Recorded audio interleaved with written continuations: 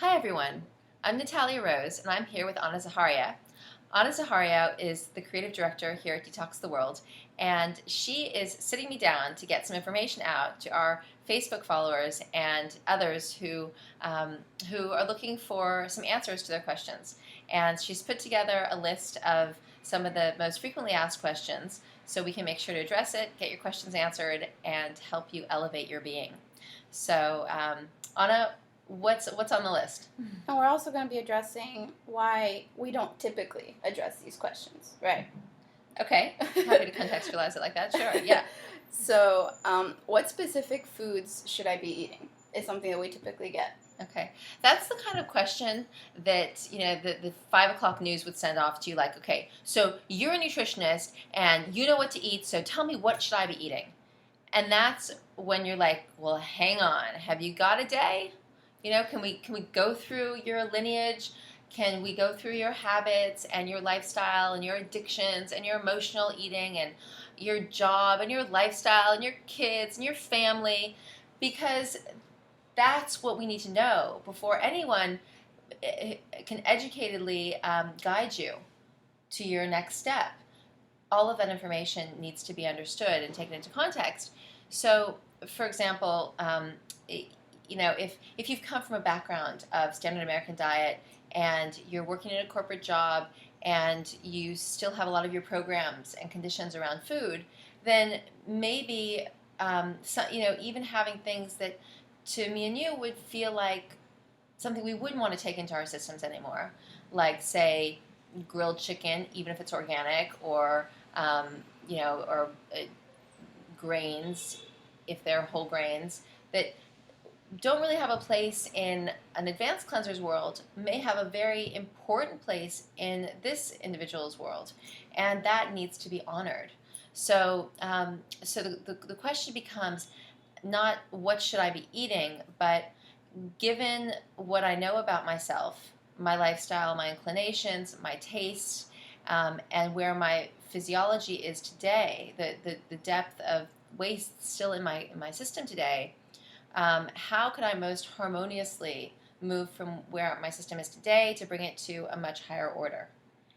And that becomes a really much more interesting question, and that can actually lead to real healing. So we always think about it in terms of, I think about it in terms of there being a bridge. So you have where the individual is today, where they want to see themselves, and then there's the bridge between the two. And where you can see yourself going should really not have an endpoint, because you're limited by what you perceive to be true of the human body and of your human body and so many other things. So know that when you reach your goal, chances are you're going to see another goal in front of you. So don't let yourself be limited in that.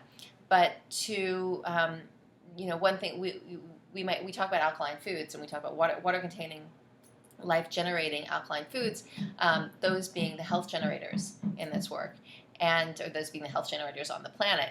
And we talk about how much value they have, but we also talk about how they go into the cells and they draw up, they alkalinize, they magnetize and hydrate the waste up and out of the cells.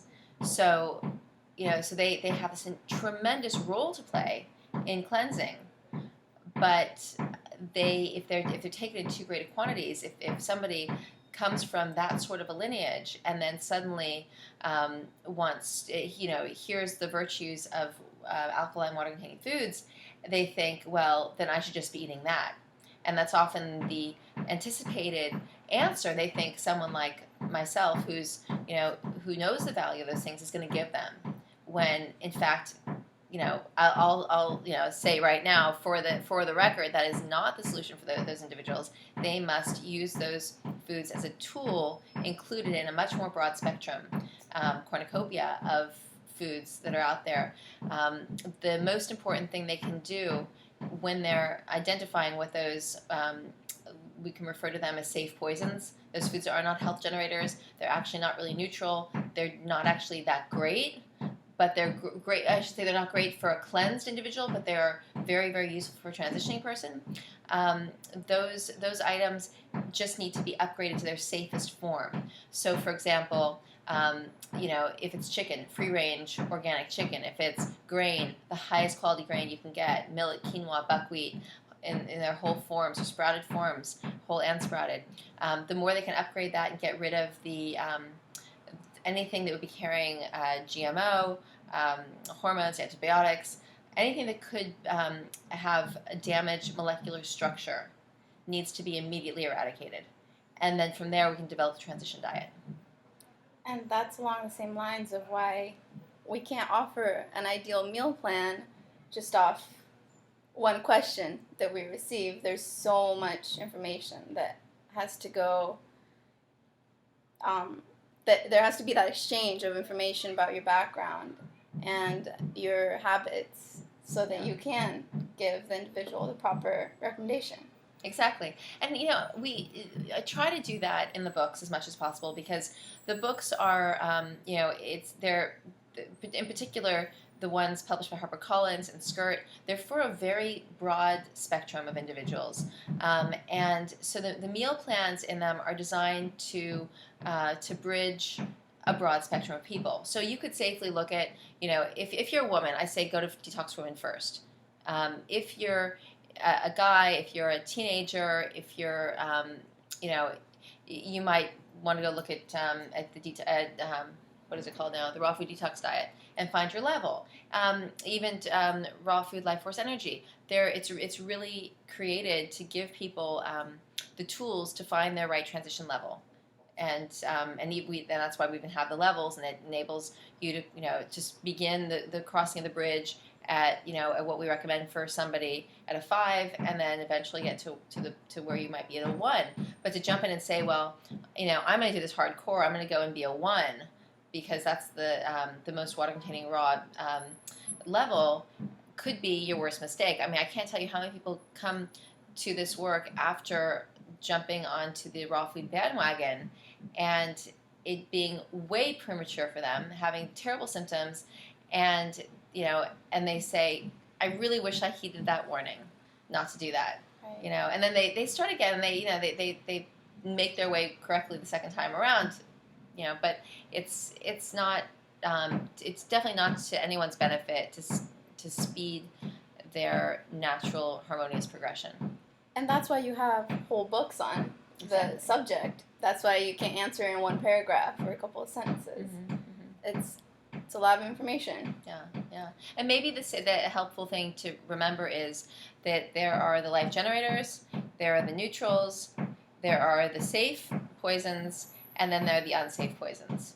So we have, for our healers, our life generators, the water-containing fruits and vegetables, not fruits if you're yeasted, and young coconut milk, mother's milk for babies. Clean alkaline water, clean alkaline air. Those are the health generators. The neutrals are going to be the cooked vegetables, and and anything that that leaves an acidic ash in the body. It will be acidic relative to the amount of acidic ash it leaves in the body. So something like, let's say, buckwheat will leave a very, very mild acidic ash in the body, or a baked yam, very, very mild. Now we're talking a baked yam is not a neutral vegetable because it's a starch vegetable. But when we talk about neutral vegetables, we're talking about anything that's moderately starchy to non-starchy. So say from cooked greens to a parsnip, that would be considered non-starchy, but you're going to get moderately starchy. Beyond that, you start to get starchier and starchier. It's going to become more and more acidic, more and more gluey. Now, eat baked yams to your heart's content. They're so mildly acidic, but we compare that to something like chicken that's going to be more mucus forming and more acidic. Anytime we have an animal flesh, it'll become more and more acidic based on how the animal was raised, how it was killed, how it was cooked. And also how easily digestible it is. So you could take wild tuna, and that's going to be easier to digest than tuna cooked to cardboard. And we all know the difference. So that's how you start to measure, whether it's going to be a beneficial food for your system or not. And then we have the things that are off the safe poison scale entirely because they're full of chemicals. And then, to the degree at which they contain chemicals or are raised with chemicals, pesticides, antibiotics, and hormones, GMO seed, they'll be that they'll have that disadvantageous effect on the body. So really, if everyone gets to know their hierarchies really well in in life generating, neutral, safe poison, and unsafe poison, um, in those categories, then they'll be able to basically take what they need from each one, hopefully avoiding the last category as much as possible, and put together a beautiful tapestry for their daily intake. That's a beautiful answer.